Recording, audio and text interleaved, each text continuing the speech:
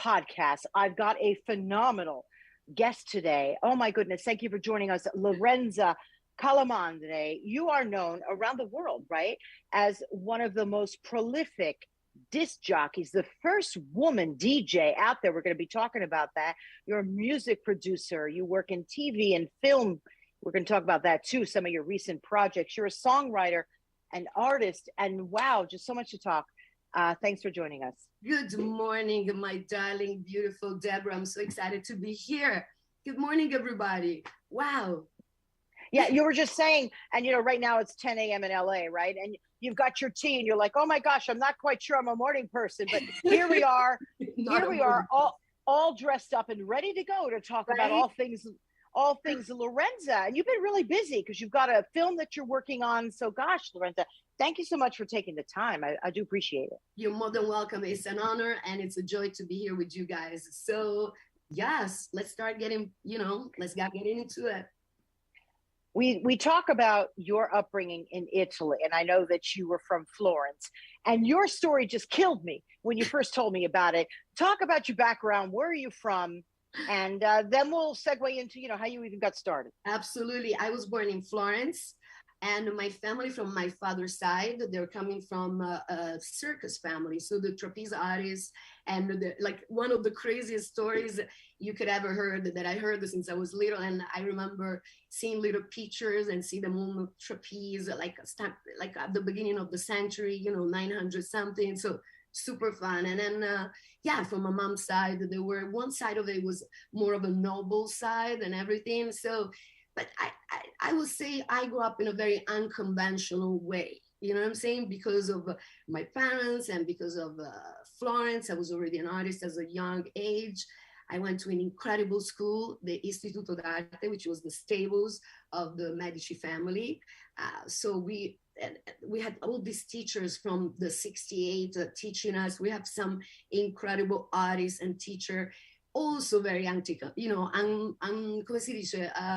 unconventional, anti-conformist, So it was weird because I was coming from a strong Italian background, but nor my family, nor my close environment was like that. So I was very lucky to be able to grow up free as an artist, let's say.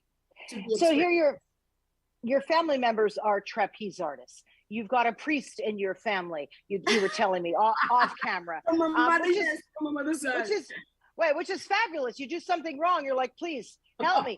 But so you've got the trapeze artists. You've got priests. You've got just an array of creative people. Your father used to read philosophy to you. You said so. When was it that you knew that music was where you wanted to land? How old were you? What a beautiful question. My first experience with music, it was when I was about 3 or 4 years old. And I remember being in the back of a car, hearing this incredible piece of classical music and remembering that I started crying so much. Oh, wow. Sad. I was just being touched. And I think that started at the moment, very young, when I was not comprehending what was going on. Then growing up, when I was 9 years old, I was already making my own mixtapes. I used to write to the radios, the little letters, and then recording them from the radio, saying my name. Oh, wow. I used to do these things on the tape, but used to set up all my Wi-Fi, all my, let's say, I remember from my 12 year, they gave me a turntables and things, and I was putting it all together myself. I don't know that I was already a DJ. I did not know yet. It's incredible how sometimes, the talent that you have is shown so early in life that you might not even understand it, So I started really early, setting up all my music, having music. But also my school was very artistic, but nothing in music. So I also loved other part of arts, but music was the most strong, I would say. Yeah, but when you were 17, you weren't even 18 yet, right? You were working. Tell me about that. Tell me about it. We started very, very early. I started working very early, making costumes, also because of our school that was very anti-conformist, and we were doing incredible shows and already the school itself was very artistic. And before I knew, I was already like studying DJing a little bit, but it was unheard of. I was like dressed very crazy. I had pink hair. I was, you could spot me. Do you know what I'm saying? Like, so these people from the national TV saw me, like, because I was a little bit of a character around, so probably. And they said, like, you got to come over here, but I wasn't even 18 yet. So they had to fake a little bit of the paper to get me on national TV without getting anybody into trouble. And it was one of the most iconic shows called Quelli della Notte. Whoever is Italian here, was growing up in Italy at this time, they will remember that show. It was the funniest show. It was a late night show, but real creative artists. And I was supposed to start working in national TV at a very young age. They were already calling me from the things, but wow. Crazy hat, baby. So I fell in love with the drummer of this band, and I hitchhiked to London and forget about my career in TV. But then they picked me up on the other side. So I'm still working for TV. So like, I guess. You are still working. And, you were really one of the first female DJs, right? In clubs and all that. Could you talk about that? Because that's pretty incredible. Because I remember going to, the clubs when it was like such a thing. Right. And there weren't a lot of women. There really weren't. So you're really it. You're the pioneer. Talk to me about that. Darling, I was already growing up, and I remember I always wanted to be a bass player and a drummer at the same time. But I knew that I have probably not too much time. Like I wasn't like wanted to spend too much time. So when I saw Run DMC, I was really young. Run DMC is a big hip hop band, right? Right. When I saw Jam Master Jay with the turntables, putting the needle on the things like tick, tick, tick, tick, cutting through the grooves, cutting to the best part of the songs, cutting through the what I really wanted to do for things. It stayed so impressed in my, very impressionable eyes and soul. And I was like, oh my God, that's what I'm gonna do.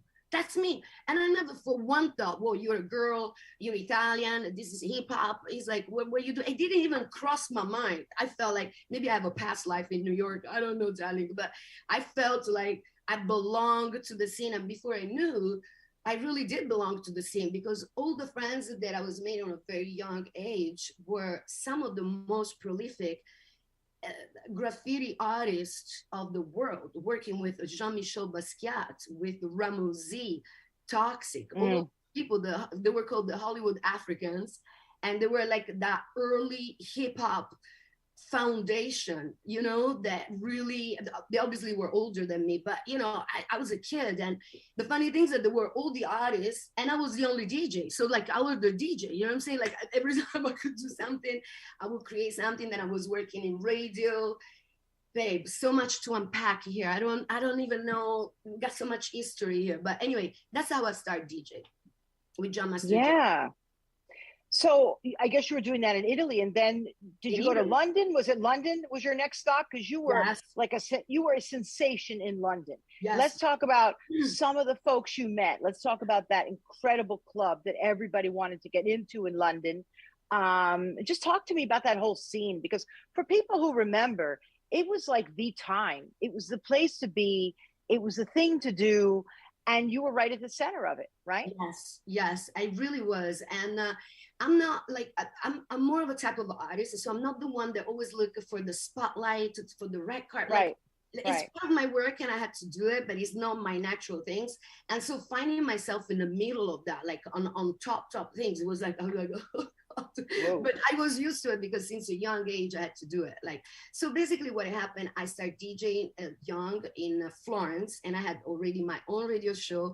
I used to go to New York, DJ with all my people from there. I used to have this radio show called DJ Live Session, when I get all the best DJ from the world, and I do like a night live session through the, and the radio was pretty big. So, like, it was already spreading. So I got called to do this incredible festival, the Jazz Festival in Sardinia. Darling, it was 1991. Can you believe it? And it was the years when, I don't know if you guys know it, but were really big names like Jamiroquai. I don't know if you know it here, but huge artists in Europe, Jamiroquai, Brand New Heavies. There was like all of these emerging artists, and then went and became huge, million selling artists, and all of that. And so basically, Wait, hang on. I have to stop you. Your computer, it's like the top is sort of going down on your face. Do you see that? Sorry, darling. Okay. Sorry. Totally cool. But wait, let me back it up because it was starting to go down, down, down. Let's go back to Sardinia, please. Go ahead. It's okay, right? Like stuff happens. Oh yeah, it's so family cool. Here. It's all family. Go ahead. So go back to Sardinia. Yeah, I'm used to it. So basically, I got called to do this beautiful jazz festival in Sardinia with some of the most upcoming name. We knew already that we're gonna become huge, and so it was a big festival at the open air. Like Sardinia is one of the most beautiful places in the world. There were like thousands and thousands of people, and obviously, as I go to DJ, I play some real old school hip hop, New York, real like sound. Wow. And at that point, you know, I had people jumping on the stage, like lift me up from the stage. I'm taking you to America with me. It was a sensation. Wow. They were like, wow, what's this shorty? Because I'm also small, you know what I'm saying? So behind these turntables, like it's like the club coming down, like New York in Sardinia, you know what I'm saying? So they were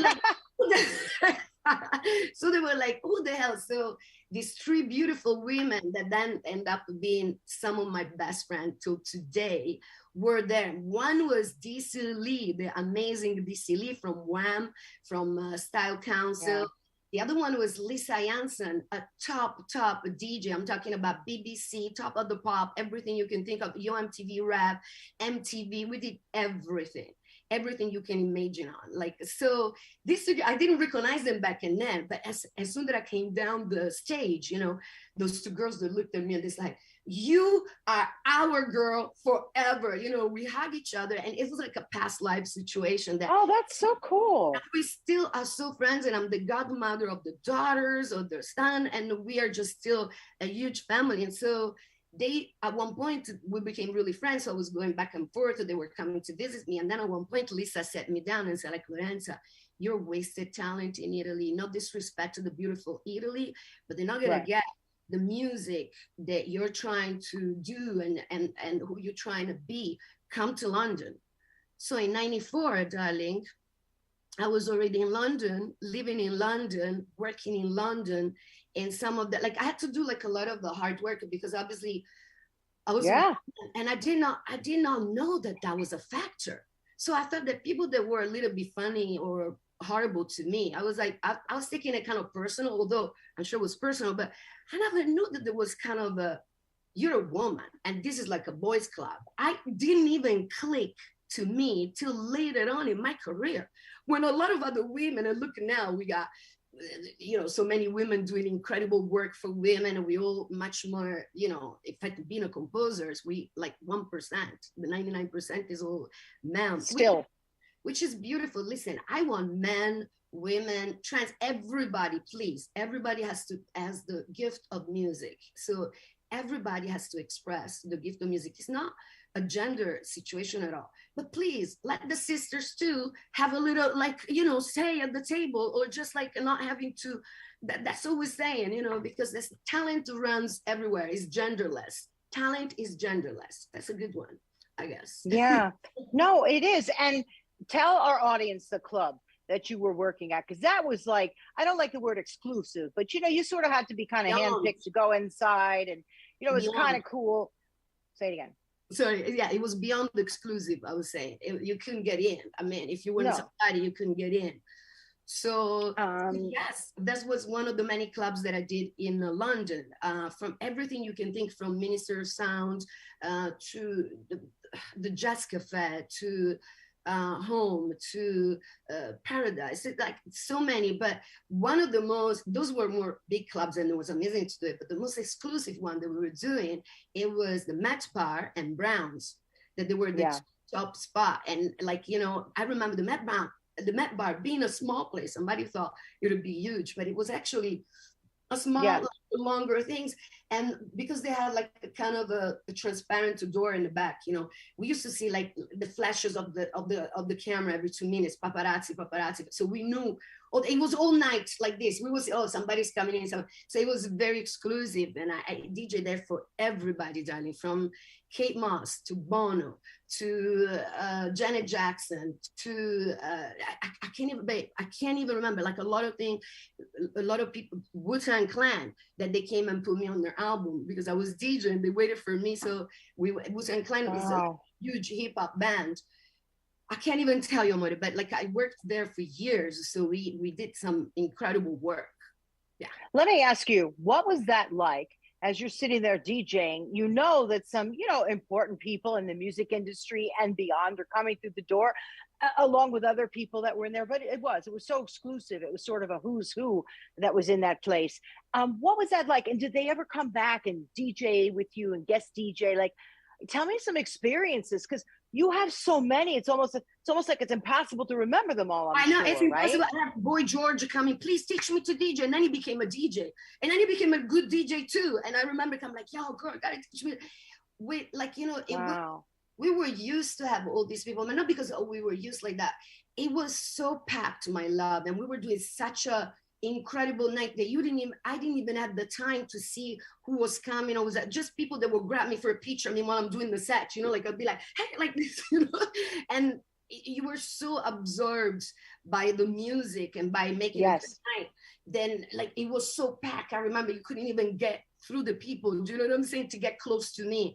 And then the funniest story that we had a mirror in the back of the DJ booth. There was the DJ booth here, and then we have the mirror here next to it. And the many amount of people that we saw and knock on the mirror because they thought that the club was going, instead it was and we saw like so many people. So every time it's like, oh my God, somebody fell down, and we were like laughing anyway. So sorry, funny parenthesis. You know what else too? It was a really important time because it was gay, there was straight, there was trans, there was just sort of everybody. It was a very accepting environment. And that's what I loved, because I used to hang out at all the dance clubs. I loved them. It was my place. It was my space. And gosh, I wonder if maybe I was in the club at the same time that you were DJing. How cool would that be? This is what I'm about to ask you. It's very possible, darling. It's very possible. As you remember, it was very packed. And like you couldn't really see what was going on, like very packed and small. So, but it was a great place to be, and it was sort of like the beginning of the acceptance of people being who they are. I really believe that, because I was, doing that in New York at the time, and it was the area and the limelight and all those places, and it was just fantastic place to be. And I guess what started it before that, it would have been Studio 54. Would have been from before, but let's say in the 90s, like that, it was finally where it got, you said, it got like, oh, finally we can all be who we want to be, Yeah. So like, talk me through to, you're a songwriter, you're a composer, you're a DJ. How did it end up that you ended up in Los Angeles and you're composing for films? And let's talk about some of your recent work, because it's really amazing. Just incredible work that you do. Thank you, my love. Thank you so much. So basically it all started, as I told you, at 3-4 years old, when I was probably touched by the music god. Something that, but not so much in terms of talent. Thank you, also talent, but in the sense that it was a kind of a necessity for me. It wasn't even, oh, I like to do this. No, I gotta do this, And so when you DJ, the incredible way of DJing, right? In fact, a lot of producers will tell you that when you're starting as a DJ instead of as a musician, right? You have a totally different brain regarding music. You've seen it from all the different things. And my ex-husband, as you know, was a big time musician with the influence, Steve Marston, and they open up for Prince, for Michael Jackson, they produced for Mick Jagger, they really big stuff. When we were working together, it was funny because he was coming from the point of view of a musician and me from a DJ. And so it's a totally two different worlds. So the way I developed into producing and composing, it was this way I wanted to expand more from just the DJing stuff. I wanted to it became pretty natural, because every DJ is like, you like with the hands, you like to replay something, like, we like this, what I'm saying? We like to mess with things. And so then that's what developed. Yeah. And your ex-husband, sadly, he had passed away. Yes. Could you let's give a little shout out to him, please, because I'm sure that he's watching our interview. Please tell us about him and who he is, and sadly, how did he pass? Steve Marston is an amazing, I'm talking present because I'm sure that even when we die, where are we going? You know, we stay in the memory of our lived ones. So in a way, we stay there. So Steve is an amazing musician that could play so many different things. And they founded together this band called The Influence, that it was like one of those emergent bands like Jamiroquai, Brand New Avis, The Influence. So it was like early 90s bowling with the music. And then from there, they start producing more. So they went ahead and start producing, as I said, for Mick Jagger. They produced for Daryl Hall, got so many more names. What's the name of the guy? Tony, a big guy, like a English guy. I can't remember the name, forgive me, but like another one very well known. And they producing records, they discovered Shola Ama. So we were always traveling, you know, they were always traveling, mixing, mastering, recording here, recording there. And he was always coming to Los Angeles all the time. And he was saying like, we got to go to Los Angeles. Like, forget about London. I mean, London is beautiful, don't get me wrong, but it's a rat race. You got to work through the weather. You got to go, you're at night in the clubs. And here we were here, like, you know, people go to yoga at 10 a.m. in the morning and meet for breakfast. I'm like, what is this? Like, we were like hard workers, like night workers, you know what I'm saying? Like, and here, all this healthy stuff over here. We was like, so we slowly, I took D, like I finished, I remember in 2002, I finished a gig with the BAFTAs, you know, the UK Oscars, you know, I was DJing there because in London, I did so much stuff. And we haven't even covered that. Like the Met Bar was one of them, but I was doing all the premiere films also. So when it comes to the BAFTAs and everything, I was DJing there too. So I did this great night. And then the day after, I took DC Lee, my girlfriend, is like, we're going to LA. So she was going, sweetheart, through a hard divorce and everything. Let's go. So we left and we arrived. And we arrived here in Los Angeles and we were like, damn, they're living good over here, you know? So we start warming up to the idea of Los Angeles. And before I knew, my darling, I was doing back and forth, Los Angeles, London, Los Angeles, London. A lot of people in Los Angeles already knew me because of my London and European work. And they were excited to have me here. And so that's what I did. I finally moved more here, you know? Yeah. Did you ever do a lot of work in New York? Not so much work in New York, but because it was more the early ages with like all my friends, like Tariq and all of that, like we were doing that. Not so much in New York per se, although I got to tell you like a little secret over here. I am much more of a New York girl than a Los Angeles girl, I got to tell you. But the weather, I can't do with the weather. I'm sorry. And like it's like I'm methiopathic, you know what I'm saying? I can't like, so. Well, it's funny because, you know, I'm from New York, New Jersey and New York, and I lived in New York. And what happens is the energy there is incredible because you are walking among everybody, the rich, the poor, the black, the white, the straight, the trans, whatever. And that's what's really cool. But then all of a sudden you're like, oh my God, there's a lot of concrete here. Please get me over there. Yeah. And when I first moved to LA, people said, oh, you're never going to like it. It's so crazy. I love both equally. I love both. For different reasons, right? I come here and I could go walk to the beach in the morning with my coffee or tea. So I get you. It's like, but when you land here, it's almost like it allows you to be even more creative because you could find your space, right? Absolutely. For me, it was a bit of culture shock to come here in a way. Right? I'm sure. As I said, I'm much more of a New York girl, isn't in my spirit. You know what I mean? I'm talking to everybody. I'm a little like, you know, it's like, are you from Brooklyn? They ask me if I'm from Brooklyn. You know what I'm saying? Because I got that way. That way. You do. And I love it, by the way, but I'm not from Brooklyn. But I already have a natural, like, you know, predisposition. And I felt really good there, but I couldn't do it. So when I came here, it was like really. And when I came here, as you know, now it's much more packed. Like it was so much more vast, you know. Oh, yeah. You find parking everywhere. You could drive everywhere. Like it was the most beautiful. And I'm telling you, those yoga in the morning and things like that, I start getting healthy. And when I go back to London, they'll be like, you la girl, what are you doing? Because obviously it's all another quality of life. It's nice. Yeah. So by now, your husband, did he come with you, or did he he pass? came a little bit at the beginning, but then he passed away. Yeah, in 2010 December, so almost 2011. So it's been a long time now. So but you continued the work, in his name, his honor, and you collaborated because he taught you so much, right? Because we were teaching each other in a funny way. We taught me some about notes and stuff like that. I was teaching him about other things. That's why it was beautiful to be together. But I'm telling you, he was probably one of the best person I ever love. I don't want to get too commercial, but love to Steve. What an amazing spirit and what an amazing love. And I know he's gonna go through this wave and he's gonna get him. It's gonna get to him. Yeah. He's here. So talk to us about what you started doing when you first came here. I know that you probably landed at Cafe Roma, like so many Italians do, right? And hanging out there, and right. And but talk to me, were you DJing? Did you immediately get into film?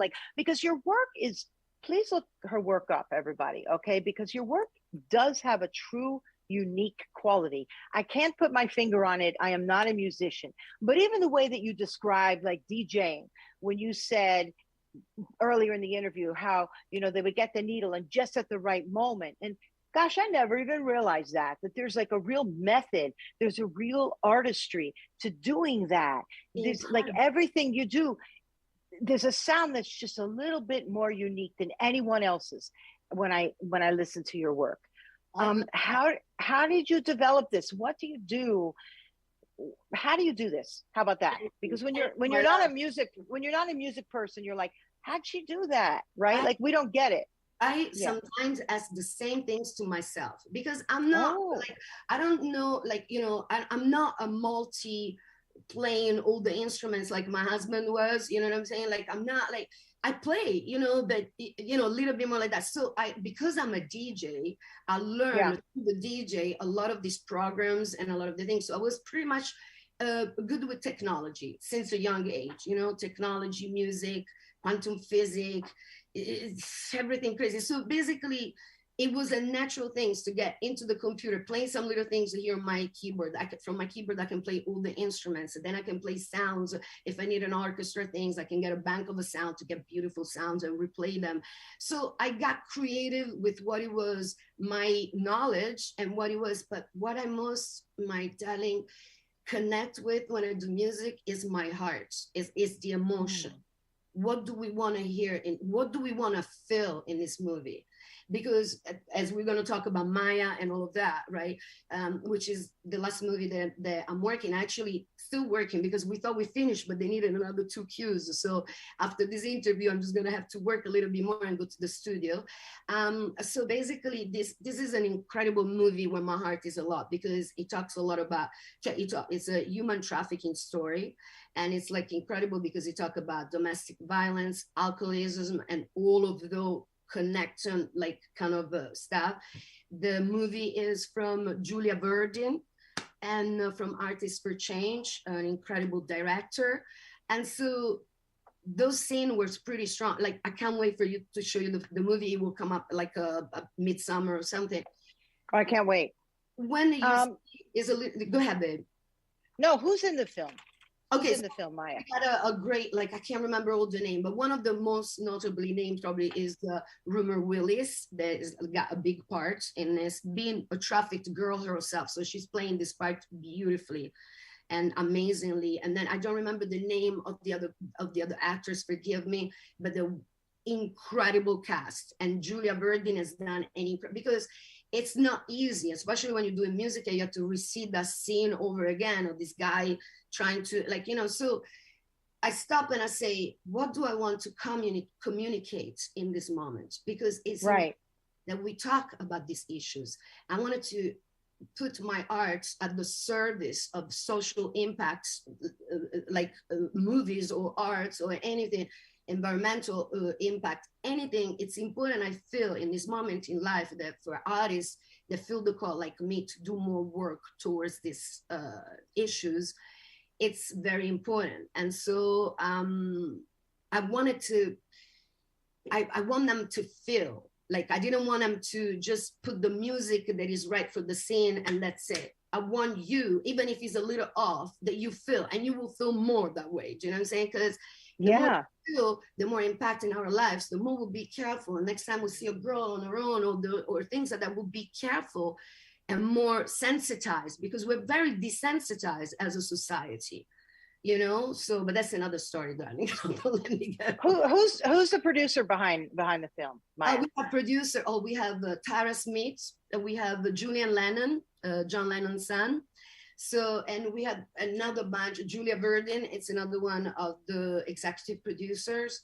So this is a beautiful story. And what I love is that this is the beginning of a series of movies like that. So we will be doing more and more movies about these topics with all of these people involved. We'll get big actors too to donate to their time, because this is like old.org. So it's not like we're making great money here, you know, but we're doing it for the work. Yeah, but I think all the great movies, in my opinion, are really the .orgs. They're not, you know, necessarily on the big screen with the big score. I mean, I think it tends to be more creatively done, right, with composers such as yourself, with actors who are into it for the work first, right, not necessarily the big buck. Right. And I like that. I like the direction that art is going. I really do. That film is going, because I'm more interested in it as a writer myself, you know, because I think it attracts, you know, some of the best creatives such as yourself. So I like that. Let's talk about, you know, there's another as well that you've been working, 7 Women. Let's talk about seven women. Oh, I love that. 7 Women. And I'm not supposed to say anything, but we're preparing another things like that. Amazing. But I'll tell you later. If they hear me, I didn't say anything. Anyway. I love, because Yvonne Shaw, she's a great Italian actress and producer and director. She's incredible. She's done, I think, 150 movies. Like she's been with the Taviani brothers, like, again, I can't remember all the name, but like with some of the most, you know, prominent name on the things. And then she decided to become a director herself. And she's amazing, her eye and everything. So what I love about Yvonne is that she chose to tell stories of women, but also men, but it came naturally for us. We didn't decide to do the women, just the women. It came naturally because these women came together and decided to go inside the story, the real stories of these women. So we have Fran Drescher, we have Rosita Missoni, we have Patricia Field. Do you remember from Sex and the City? Like she's the designer. Yeah. We have Alba Clemente. We have Bethany Harrelson, that she was the first Black model, introducing all the Black models at the beginning. So we got it on a New York beat. I put it all on behind the New York beat. And what I love about the movie, that you see the glamour of these women that created the life, but you also see what they tell you, where they're coming from, and the strong story that they happen in their life. So yet again, even if it's a little bit more of a lifestyle, there is always an element of telling a true story, because the artists are here to tell the stories. You know what I'm saying?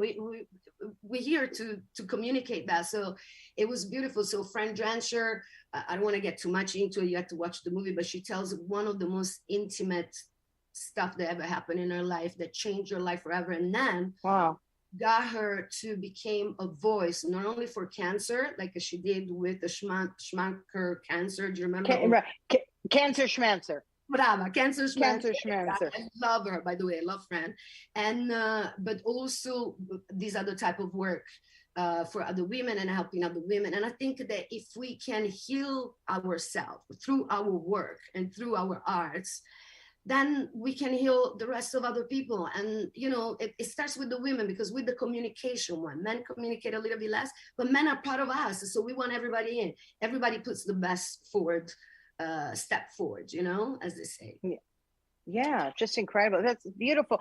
But, you know, you were quoted as saying, actually on your website, that everything you do is right from the soul. It's like you have to, do you close your eyes when you do this? Like I once asked that to Carlo Ponti, you know, who of course Carlo Ponti, yes.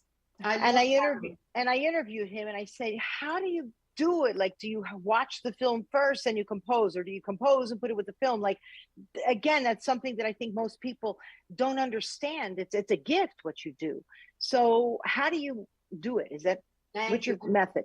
I love Carlo Ponti, and he's an amazing artist, amazing director. Like I saw him when he was in Los Angeles a while ago. So basically, this is my process. I don't know if it's everybody. Go ahead. He's actually going to be here in May. If you want, we can go to one of his shows. Does it the churches? Last time it was in a church. You remember? No, this one's at a small venue here in West Los Angeles. I'll tell you about it because he's darling and he loves to come out and say hello, and it's really great. We'll talk about it off camera. So yes, absolutely. Yeah. And so basically, what I do, I need to see obviously the scene. I need to know the story. And then what's happening to me, it's more of an insight. I'm not there thinking, it just comes. I'm like, oh, but it comes when I'm not doing that things. Of course. Like, so let's say I'm there and I'm things like that. And then I'm like, oh, that. And I have to stop what I'm doing and go and write it down because I'm going to forget. The worst is when I dream it. And I think, oh, I'm going to remember in the morning. And then I don't remember because I dream it too. Does it happen to you too? To dream? Well, hang on. That's what Paul McCartney said. He said it always happens to him in the middle of the night. He's learned to have that pen and pad next to him and go, oh, and he records it too because so he doesn't forget. You know, so you're a lot like Paul McCartney, my friend. Can you imagine that? Can you imagine you and that? Paul? You and Paul. So me and Paul. Me and my pal Paul. You and your pal Paul. so yeah, it comes like that. It comes a little bit like. Then of course you have to also apply yourself, and once you got the inspiration, you have to be there and do the more boring building work to it. But in terms of the ideas and the input, it's kind of insights based. Let's talk about Un Italiano Nel Mondo. Can we talk about that too? Absolutely, we can. Un Italiano Nel Mondo is the documentary movie that Vera Gemma, the daughter of Giuliano Gemma, did. Incredible about his. Did you see that? Yeah. She did a masterworks. By the way, Vera went and won a Leone d'Oro in Venice for a movie. That's right.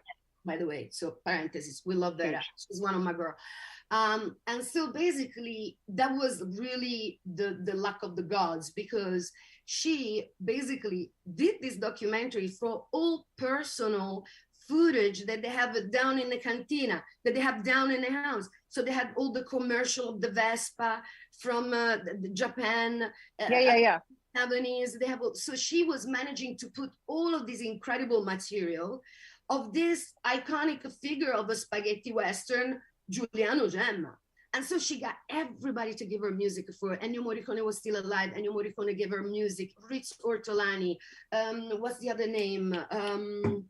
Not Nino Rota. But maybe something Nino Rota too, but somebody else. So forgive me, that is still morning for me, so the brain is not there. But some incredible name. Plus we had Monica Bellucci in it, like talking about, because she's really, really good friends with Vera and Giuliana, which is the both daughter of Giuliana. So basically, I suggest, and I really encourage everybody to watch that documentary because it's the best. It's done with the heart, from the intimacy of a daughter. And he says it all. So, you know, we got so many funny stories I don't even know about if we got time. But anyway, so that is a really amazing movie. And imagine having all of this, the most incredible composer that inspires all my life. And having Vera say like, Lorenza, I need a couple of tracks for this scene and for this other scene. And I was like, oh my God, are you kidding me? Like, come on, give it to me fast. As always, like it happens in production, give it to me fast. Everybody wants everything fast.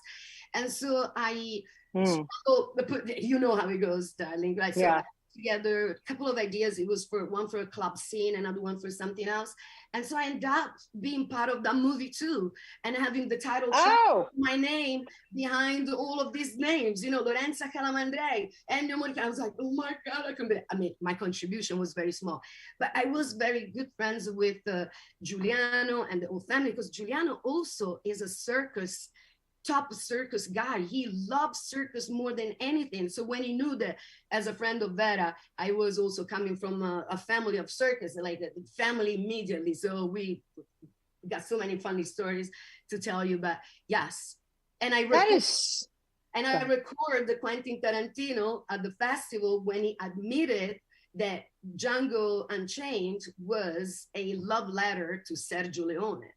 I got him on my iPhone. And everybody said, like, nobody got Quentin Tarantino when he said that. I said, like, yes, I did. I got it on my iPhone. Oh my God. So they got the iPhone and they rebuilt it into the documentary. So the things that you see on the documentary at the end, when you see Quentin Tarantino talking about how important Giuliano Gemma, Sergio Leone was in his career, like as me on the video like this on the iPhone. Trying to Absolutely, just beautiful. You know, I mean, you've lived such a rich life, right? Let's do a little name dropping, please. You've worked at Elton John's birthday party. And believe me, if I could have been there, that would have been one of the coolest events. I mean, really, to be a fly on the wall. I mean, you've worked with Jay-Z and Beyoncé, Taylor Dane. I mean, there's so many people. Taylor's my girl. I know she is. And the list is so long. Just real quickly, tell us what that was like working Elton's birthday party. Because when I heard that, I'm like, oh my God. It's really incredible because, like, I remember after Beyonce and Jay-Z, which was in a house, I did like their house party. I did some other stuff with them, but that one, it was a house party. So it was very few little people, you know, like, and everybody like this. And then I saw to Richard Lawson, an incredible actor that married Tina, the mother of Beyonce. That's why we also got connected, and I worked with them a few times, you know. I said, like, then I'm like there with Jay-Z, Beyonce, and everybody, and so I said like, what am I gonna play? Really, what can I play to this film? Obviously, I'm not gonna play a Jay-Z track or something. I said, like, let me go and play all classics, everything that they ever sampled for. Because obviously hip hop is all about sampling. So babe, I started this set, like old school New York, old school, like all of this stuff, Gil Scott-Heron, James Brown, but not the regular stuff, like the really research, digging the, like, you know, the, how do you say, connoisseur stuff, right? Or from the 70s, from Zap, like everything you could think of. And I did a set like that, and they loved me. They, like, Jay was like, oh my God, you've been playing these things. And it was surreal, but that's the years and years of experience that tells you, like, and also the intuition to say, like, what am I going to play?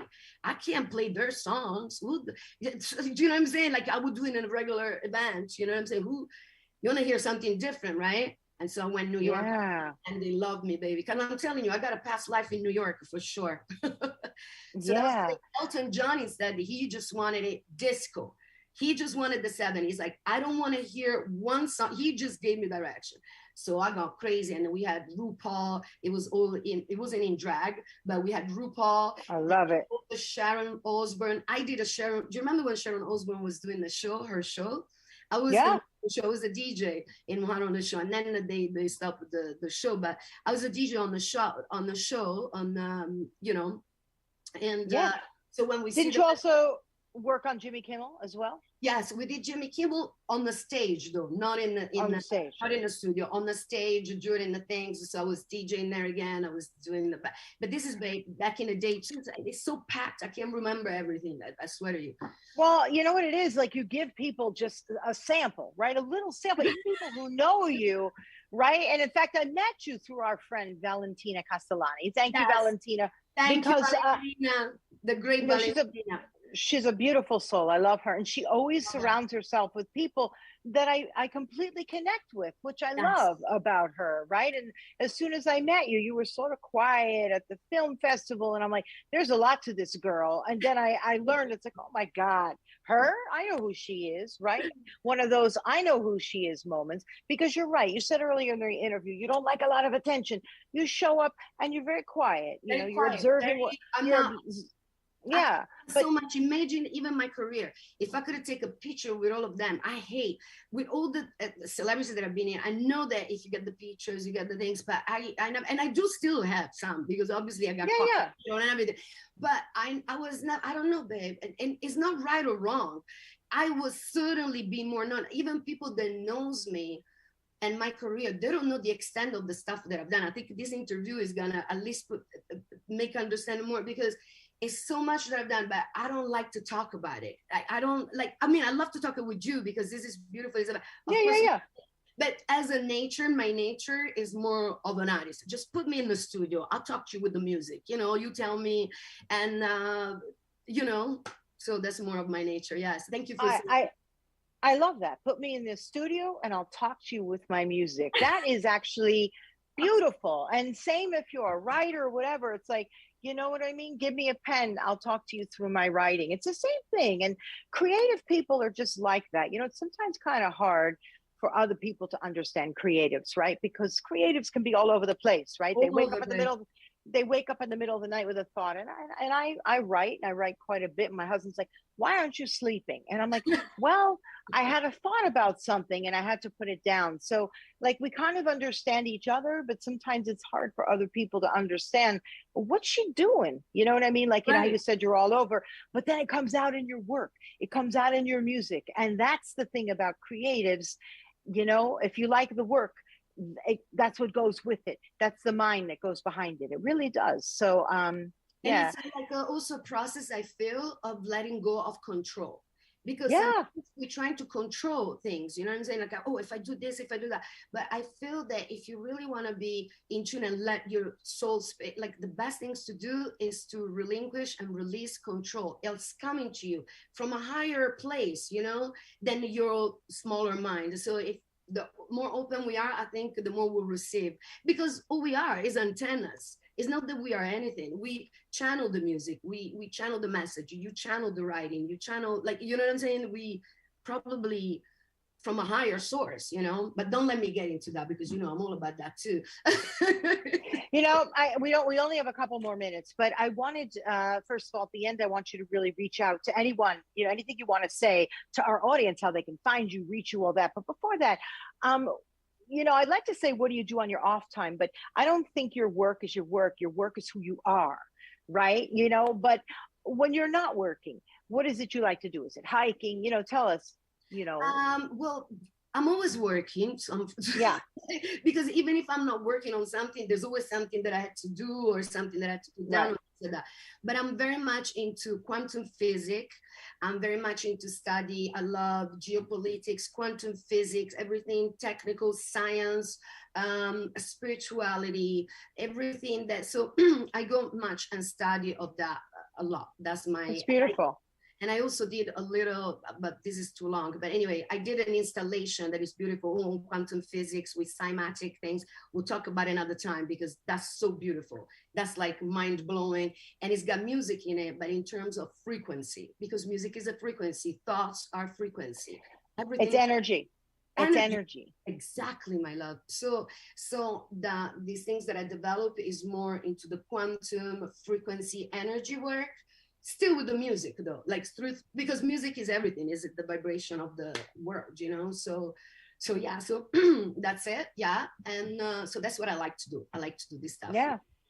And you're working still on Maia, which is coming out later in the summer. I'm very excited about seeing that film. I really am. And what else? What's next? Are you traveling anywhere crazy? Are you going to do anything else? Or you just, it's all about the work and enjoying Los Angeles? Right. Matter of fact, I was supposed to leave on the 15th of May for a job, but because I've got another things to do here, I might have to delay it. But yes, probably in a month or so, I'll be going to Europe because I'm still working a lot in London when I have like all the bunch of other people. And my girlfriend DC Lee has been doing an amazing album. So I can't wait for when it comes out. We're going to celebrate with her. So there's a lot going on in that, but the next, I'm working on the next movie of the Yvonne show with another incredible cast that unfortunately I cannot tell you, my love, because they make me, they put me like, if you talk about it. So no, just because we want to make sure we got everything signed before, but and it's going to be another amazing, probably on same line of the 7 women, although different. And then working on another project, another movie of a friend of mine that works in England. There's another great movie about this healer that goes to Africa and just like help through their mind to give them a way for troubled people to, so she's going everywhere, trouble with this thing. So we're doing a movie about her, but it will be a feature movie. It wouldn't be a documentary. This other one with Yvonne is a documentary. And then there's more stuff with Julia Verdin, the next movie and stuff like that. And then I'm still gigging. I'm still doing gigs. So I do private events and stuff like that, festivals and stuff like that. Yes. So yeah. DJing, you're still doing that, of course, right? I'm still DJing, and I'll let you know because Yeah. I do private events, and so I can't invite people, but they asked me to take a club. So if I do take a club, you're all invited. Everybody all invited. Yeah, no, let me know. I'll tell our entire audience. How fun would that be? Oh my God, that would be so much fun. What an honor. What an honor. And what an honor to speak to you. You know, just remember, I have one thing to say to our audience. You know, whoever you were when you were little, very often that's who you are meant to be. And I love that you loved your music early on in your life and you went for it, you pursued it. And I like to say that to my audience because very often people fight and they don't become who they're really meant to be. Just remember who you were as a child, and your answer very often is there. So gosh, Lorenza, thank you so much for joining us. I know that you have to go actually and go back to work on Maia. So to give us this time was really, really beautiful. I adore you, Deborah. You are wonderful. What a beautiful spirit, and how lovely that you took the time for this too. So thank you so much to you too. And if you want to look for me, I'm on djlomusic.com, on Instagram at I am DJ Lo, on Facebook, Lorenza DJ Lo Calamandrei. But I guess if you just Google my name, everything is gonna come out. But on the djlomusic.com, there are all videos, there information, although it needs updating, sorry guys, but there are all the links to incredible. It's incredible, but there's so much more. Yeah. And I had to keep it slow because they're like, yeah, people gonna they fell asleep, you know. Mine too. No, mine's stuff too. It takes a lot of time to update these websites. So it is what it is. Right. Anyway, much love to you. And everybody, you could find our interview on Facebook, on YouTube, and then we cut up a bunch of promos and we'll put them on Instagram.